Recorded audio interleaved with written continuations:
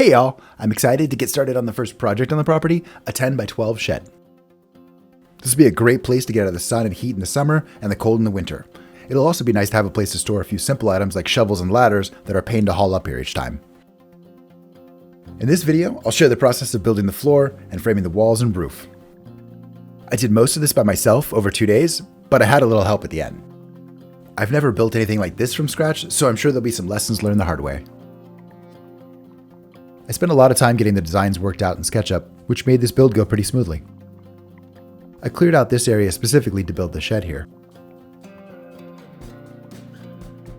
I marked it off and got it about as square as I could before roughing in where the footings would go.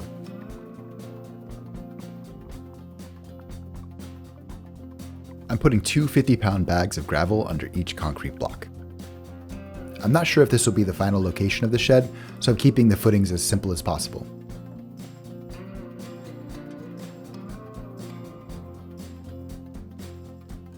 These 12 blocks ought to be strong enough to keep this little shed in the right place for a long time. On top of these bricks, I'm putting the skids that the joists will rest on.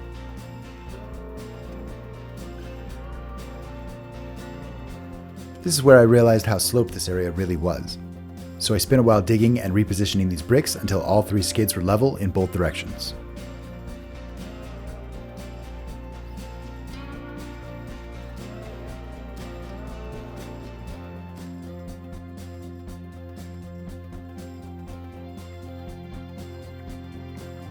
Now the skids are ready for the floor. Here's the plan for the floor from underneath. It's a pretty simple floor with joists perpendicular to the skids, spaced 16 inches apart. These pressure-treated joists were cut to fit. I used the nail gun to get the outside frame done. Then I measured out where each joist would go.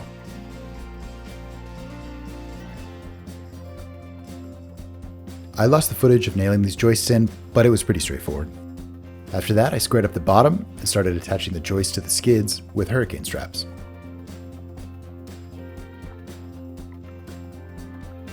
I was racing the sun to get this done, but laying the subfloor was pretty easy. These OSB subfloor sheets just needed to get lined up on the joints and screwed in. The 16-inch spacing made the 8-foot boards line up perfectly.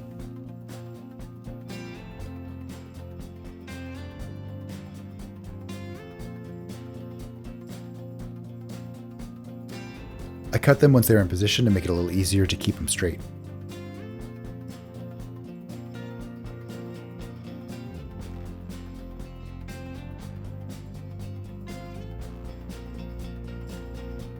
I just barely got done screwing these boards in before sunset. This ought to be a nice strong floor. Now, onto the wall framing. I started with the big, complex wall first. This wall will have 3 good-sized windows at the top, then there will be a double door, and a big window next to that. There were lots of measurements and specific cuts here, but referring to the design made this straightforward. I really can't say enough good things about using the nail gun here. This would have taken forever without it.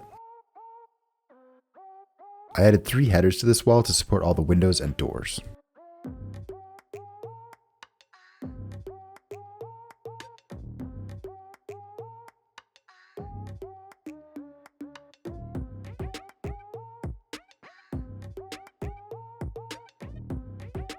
I worked my way through all these sections and finally finished framing this wall.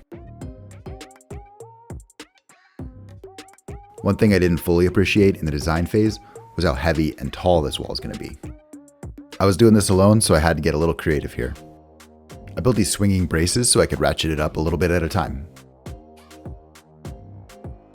At this point, I took a little break to figure out how to get it all the way up. The little pad at the top is in full sun, so it'll be nice to have some shade up here.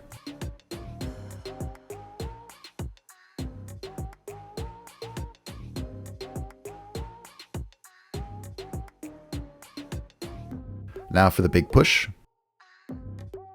This wall was really heavy. Getting it up higher was a bit tough.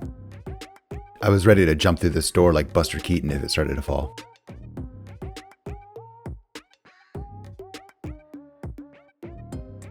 Eventually got it upright and braced in. Now onto the side walls. These were much easier since they're almost as simple as the floor. I didn't even have to cut the vertical studs.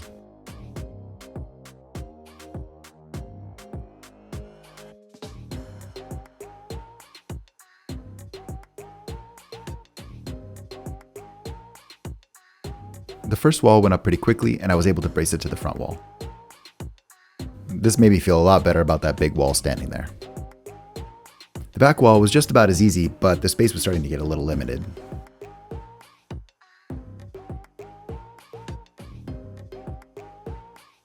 I had to get creative to hold these boards in the right place.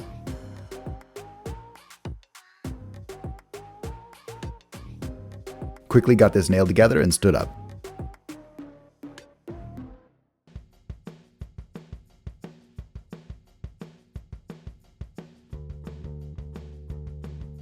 The last wall was another easy one. It fit in between the other walls nice and snugly.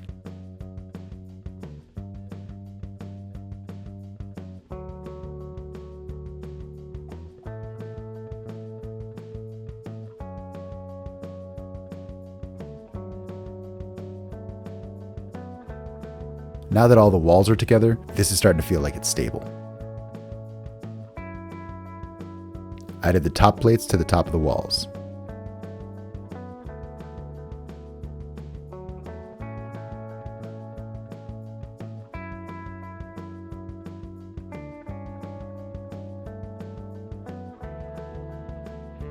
And that's the last of the wall framing. Here's the beginnings of the shed at the top of the hill.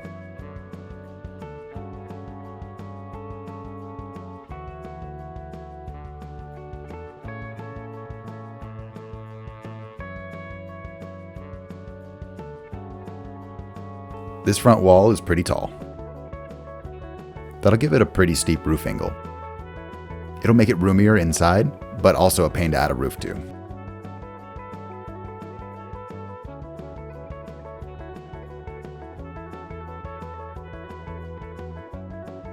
It's pretty cool seeing this get stood up from nothing.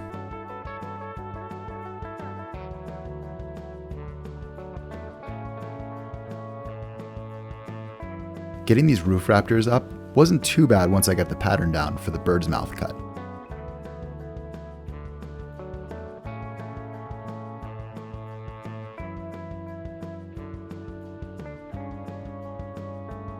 These little notches made the rafters sit tight on the walls.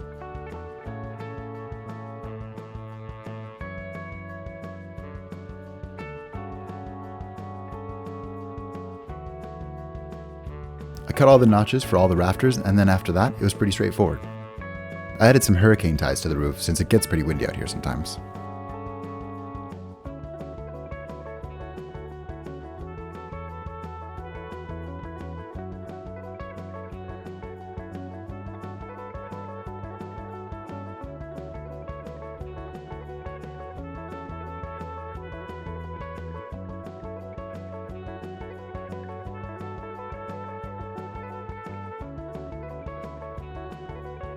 I'm really happy I brought both ladders.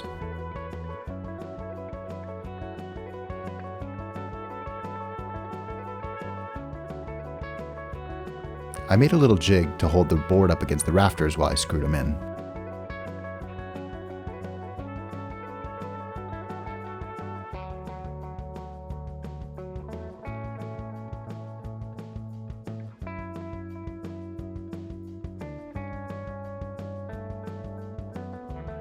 Then I did the same thing on the front side.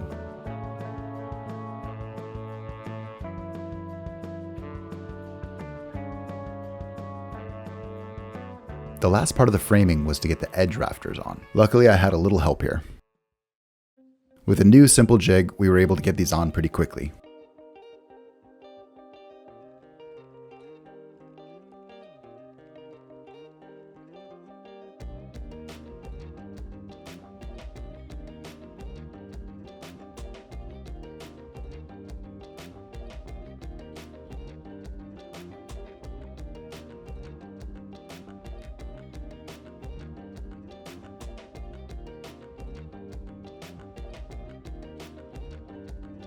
And with that, all the framing is done.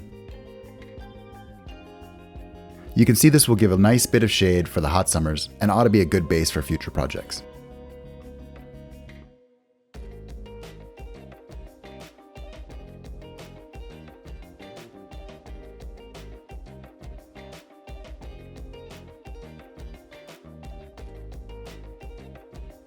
Now on to the roofing and siding. Follow along if you'd like to see more. This has been a lot of fun so far, and I can't wait to get this shed done.